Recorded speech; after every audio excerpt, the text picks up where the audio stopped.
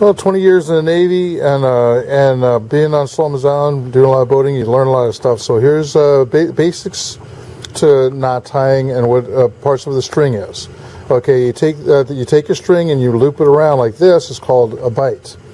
Okay, if you take it and go back through like this, it's this is a lock and tuck. All right, coming in like this, coming up, making something like this is a loop.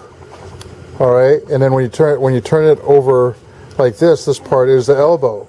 All right, and of course this is called the standing part and the working end, the standing end. Okay, so the part that's not doing anything is the standing end. So the bight has actually the working end on the front. All right, so we call this the tree. A lot of times we call this the rabbit. So the rabbit goes through a loop, which is called a hole. Okay, and goes around the tree. So just different terminologies that as a scout uses, as a a young boater, and all that. So I'm going to show you a real simple knots here. All right, so just doing this, which is on top of our shoe, is a half knot. All right, if we pull it tight, that is called an overhand knot. All right, and a lot of times we put that on rope and it gives us some grip, but I'm going to show you a better one than this.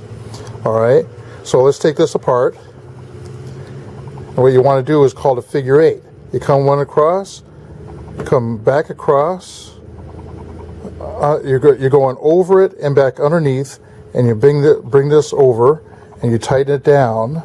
It's a bigger knot to grab when you're climbing up a rope, and it's called a figure eight knot. All right, to loosen it up, you just push it together and come out. So subscribe to see a whole lot more. This is an introductory video for identifying parts of a rope and the very basics of the knots. All right, so always refer back to this one if you don't know the basics. Subscribe and see more. Bye.